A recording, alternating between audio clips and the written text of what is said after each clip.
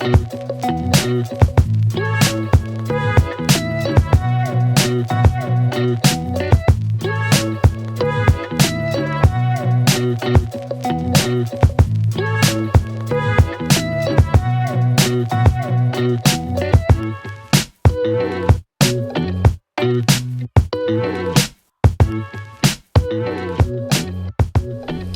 so another day we're going to be working on the bass boat.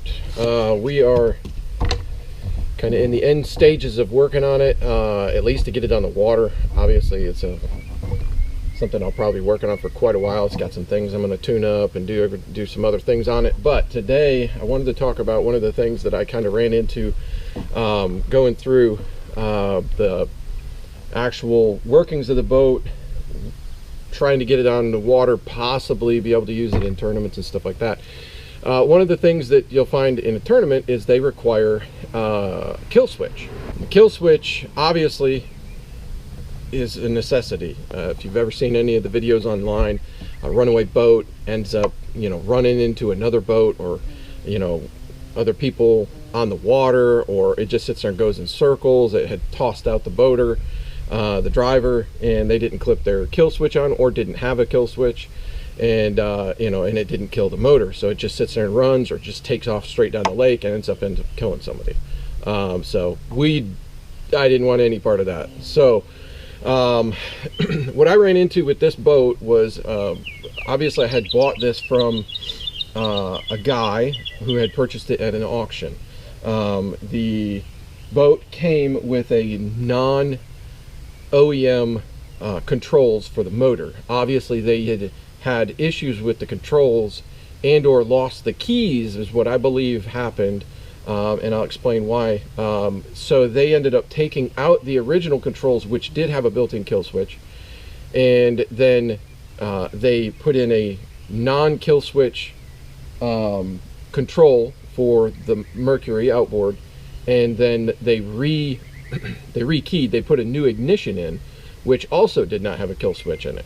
So here we are. It's got a motor, a big motor. It's got 115 horsepower, and so it'll get up and move, but with no way to kill it if I fall out. So again, wasn't having any part of that. So what I did is went online. I bought a kill switch. Now the kill switches are cheap, $8, $9 I think is what it ended up being.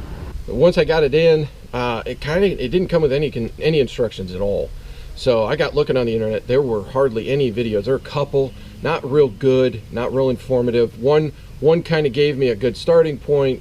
I ended up having to look up the schematics for the actual ignition. I don't have a brand on this ignition because I didn't put it in.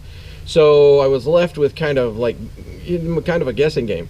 Come to find out, most ignitions have a very similar color pattern on their wires. And in this video I'll show you coming up, we're going to be looking for a particular color. It's a two-tone wire, and that is the wire that actually leads to your magneto, which obviously provides the power to the motor to continue running once it's going.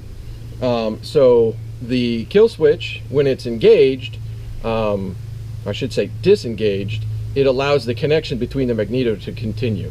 When that kill switch is pulled, when you toss out, you whatever, you fall out of the boat or however, then it activates the kill switch and actually deactivates the magneto and cuts the motor immediately. So we're going to go through that. I've already got it installed, and I'll go through. It's a pretty simple installation, but you got to kind of be looking for the right wires and know kind of where to look for the wires coming out of the back of the ignition. So we'll go over that, and I'll show you some video up behind it. It also has a black ground wire, and the ground, you can pretty much follow the black wire out of the ignition, and it goes to a bunch of other things that are all grounded. So as long as you're grounding to one of those other grounded wires, you're good to go. You won't have any issues with the kill switch. So that's where we're at, and so I'm going to show you a couple things on it, and yeah, and then go from there. You guys can use this video to hopefully help you guys out. Like I said, I struggled a little bit. I didn't want to go cutting wires that I didn't know if they need to be cut or not cut, or however to connect them. And so that's where I ended up here. So I'm going to do a little bit more thorough of a video, and we'll go with it from there. So. All right, so this is where all the work is done. Not a lot of room. It's a pretty tight area underneath. I'm not gonna lie. It's not like working on a car. So up underneath this, we'll go underneath this and show you where I connected these right next to each other, just for aesthetics. And then I actually created this little piece out of 1/4-inch acrylic, mounted the key, the new ignition, and so yeah, so that's where we're at. So let's get up underneath here and check it out. All right, so here you can see, obviously, at the back, this one here is the kill switch. This here is the ignition. You've got your colored wires coming out. This is your your ground, the solid black.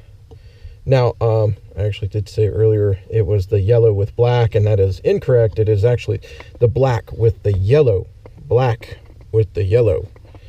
So you take the white from the kill switch here, and you're going to tie it in. You're going to cut mid-line, put the two together, crimp, and then add another one right here to just crimp the other black and yellow. Again, black and yellow to the kill switch. That will kill the motor once that the kill switch is engaged from falling out or whatever. Up underneath the kill switch, up around the back, you got your kill switch, you got your ignition. The one you're looking for, again, black and yellow. Attach the white to the black and yellow. That's a black wire with a yellow strip on the side. Connect it back to the wire, the other end of the wire, I should say. And then you've got your ground that goes up. See it right there. Your ground wire goes up, attached to the ground wire on the back of one of the gauges. It's fine. And then that way you are all hooked up and ready to go. Okay. And then I just kind of tied everything together, made it look, well, I actually took one apart, but this has another one that I'll put back.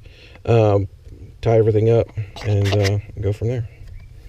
So yeah, hopefully this helped clarify any questions about installing it. But